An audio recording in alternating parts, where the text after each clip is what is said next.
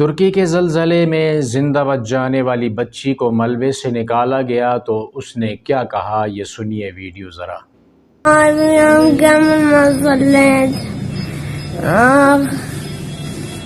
بچی کو جب ملبے سے نکالا گیا تو کہتی ہے کم یومن ما صلیت، کتنے دن ہو گئے کہ میں نے نماز نہیں پڑھی۔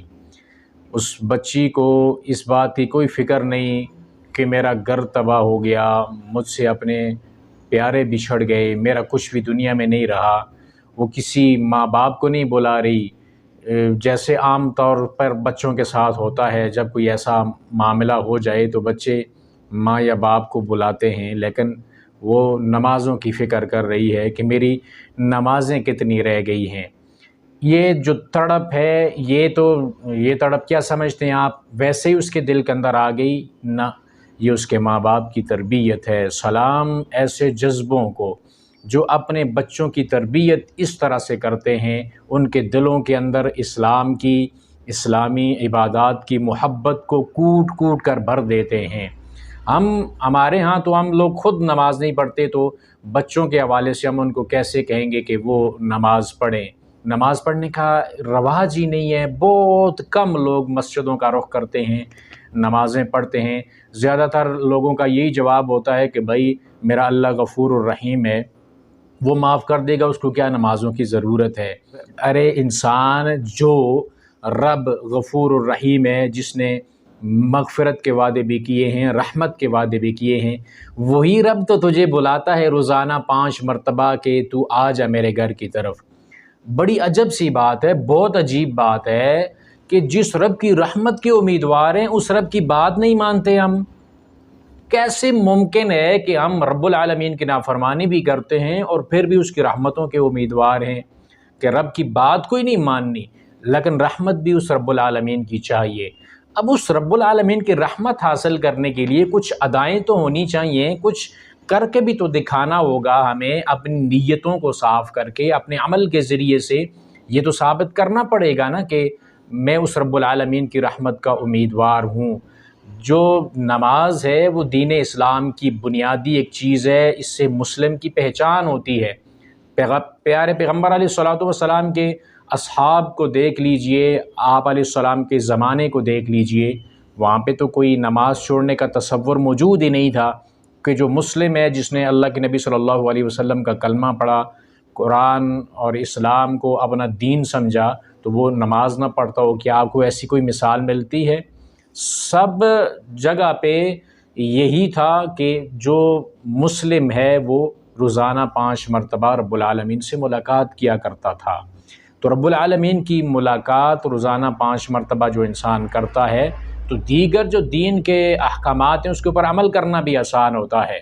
حتیٰ کہ جب اسلام جو ہے وہ نافذ ہو جائے ملکوں کے اندر، جو اللہ کا اتارا ہوا قانون ہے وہ قانون نافذ ہو جائے اور قرآن ملک کا قانون بن جائے، تو اس حکومت وقت کا، اسلامی حکومت کا بھی یہ کام ہے کہ جب نظام مملکت کو سنبھال لے اور اللہ رب العالمین کے بتائے طریقوں کے مطابق فیصلے کرے، تو تب بھی ان کا یہ کام بنتا ہے کہ وہ زمین کے اوپر رہتے ہوئے جو نماز ہے اس کا نظام قائم کریں، یعنی نماز قائم کرنے کے اندر اپنی قوت، اپنی پاور کو استعمال کریں۔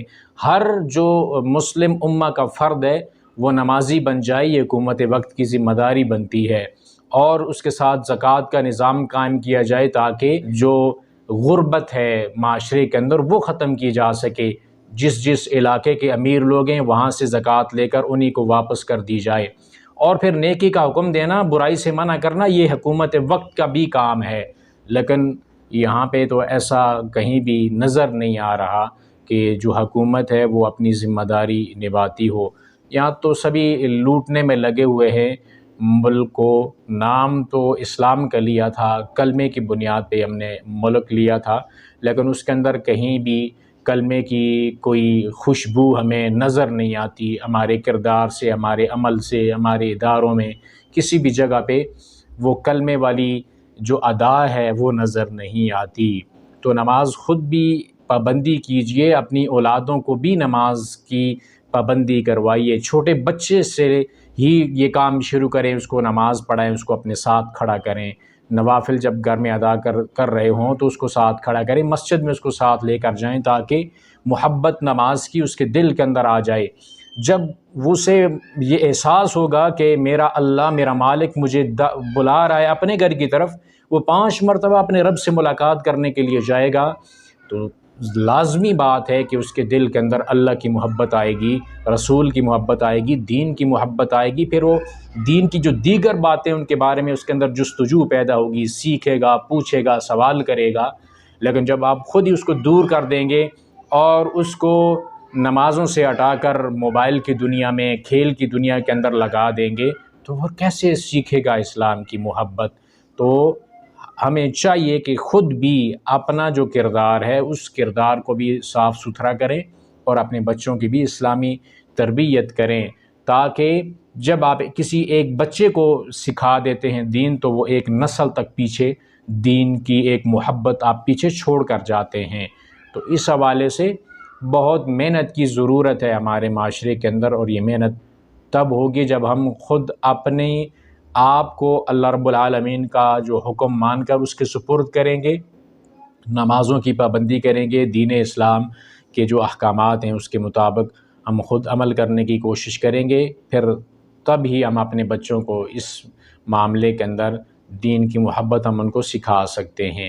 اللہ رب العالمین ہمارے حال پہ رحم فرمائے اور ہمیں دین اسلام کی جو حقیقی محبت ہے اللہ تعالیٰ وہ ہمیں عطا کرے، اور جو دین اسلام کا حقیقی مشن ہے اللہ رب العالمین ہمیں اس کو پورا کرنے کے لیے یکجا اور متحد ہونے کی توفیق عطا فرمائے۔